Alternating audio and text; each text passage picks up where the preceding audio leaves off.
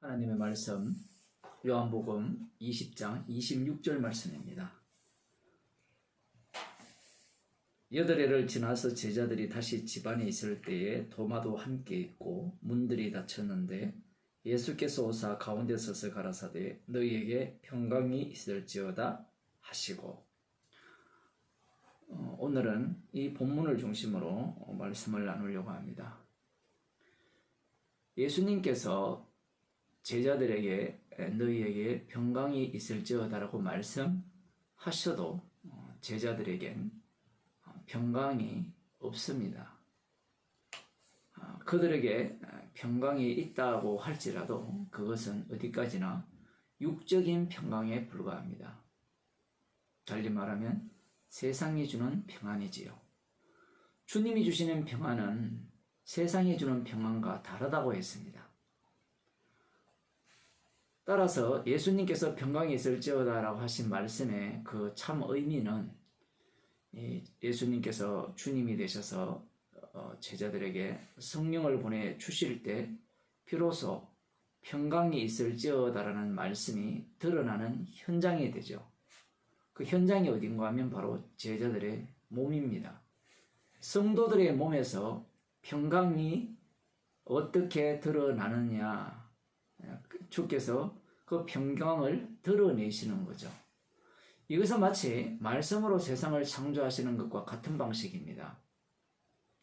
태초에 말씀이 먼저 있었고 모든 만물이 그로 말미암아 지어졌죠.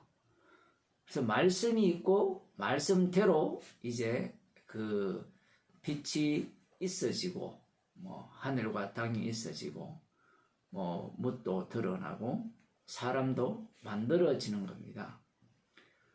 주께서 일하시는 방식은 말씀을 먼저 하시고 그 말씀대로 되어지는 그 현장을 주께서 만들어내시죠.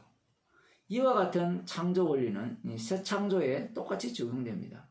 사실은 이 첫째 창조가 본래는 주님의 그 십자가의 피로 창조하시는 이 새 창조, 이 새 창조가 먼저 창조죠. 사실은 이 창조를 보여주기 위한 천지 창조였다는 겁니다.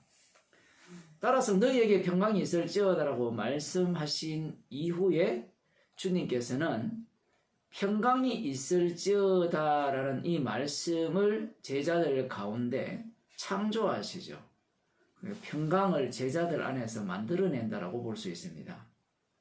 그런데 이 주께서 이 평강을 제자들 속에 드러내시는 그 방식이 우리들이 생각하는 것과 전혀 다른 방식으로 드러내죠.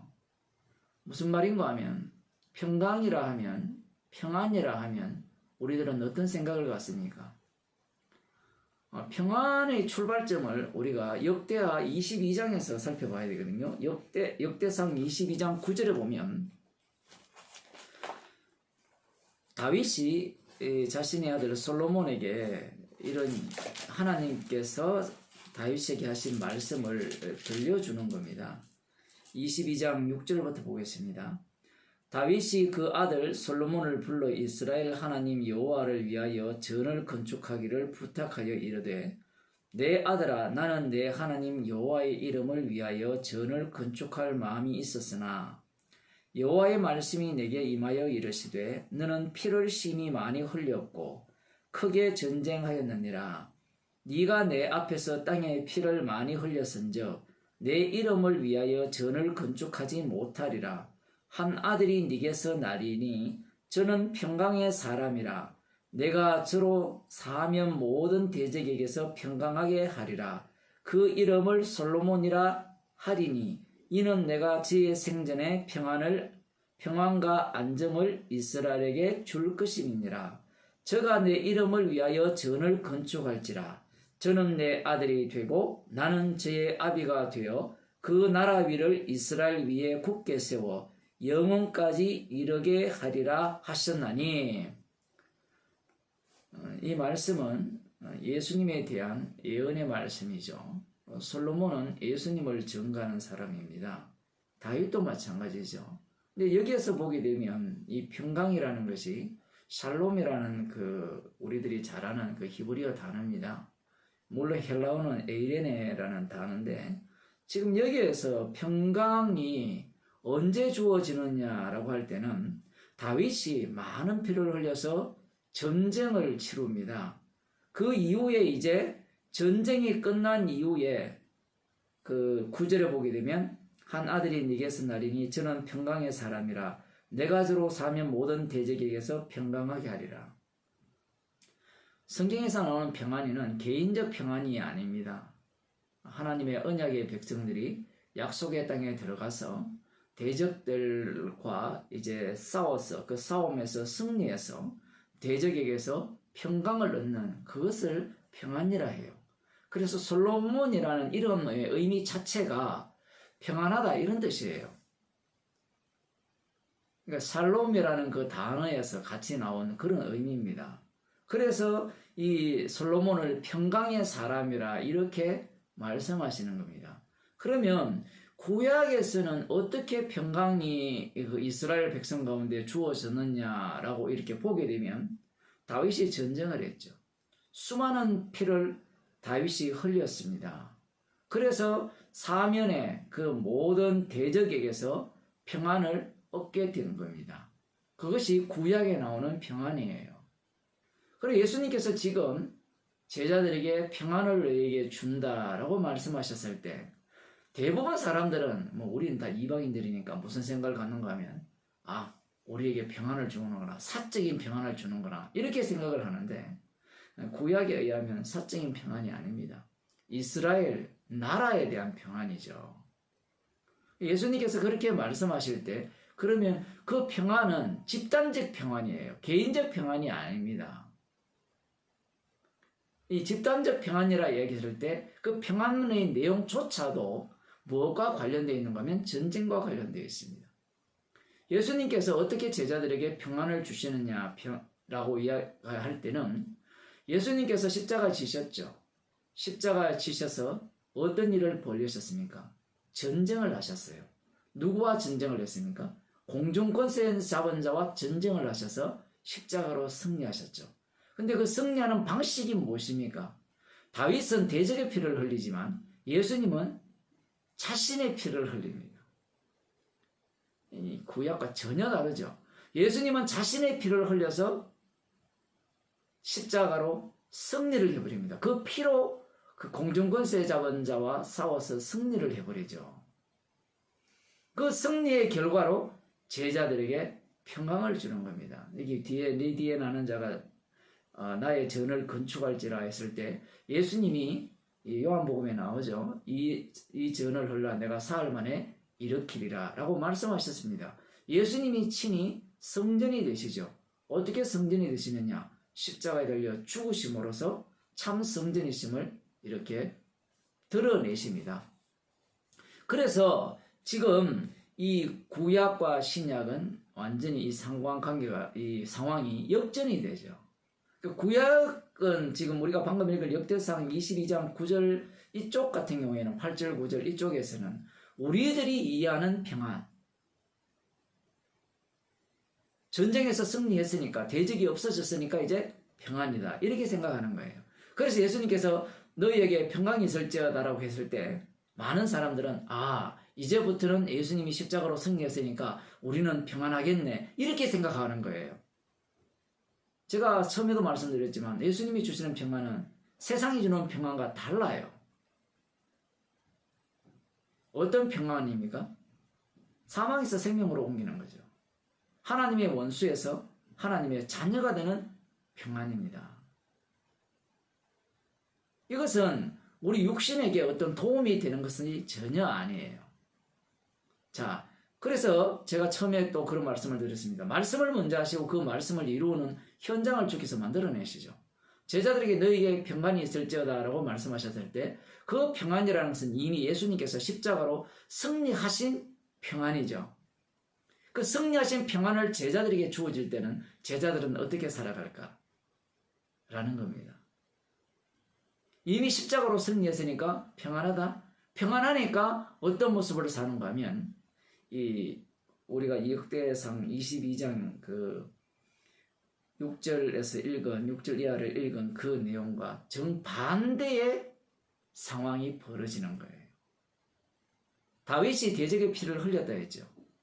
그런데 놀라운 것은 평안이 너희에게 있을지어다라고 말씀을 들은 그 제자들, 그들이 전쟁을 합니다.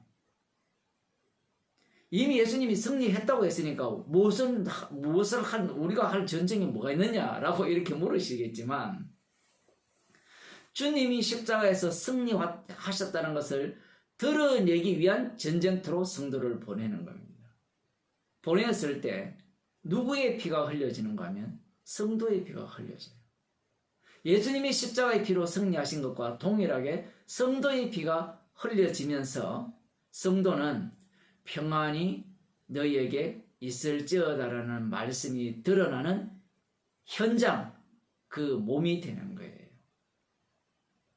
그래서 스데반 집사님이나 사도 바울이나 요한계시록에 나오는 요한복음과 동일한 저자가 말씀하시는 그 하나님의 어린 양의 피와 말씀 때문에 그들이 죽임당하잖아요.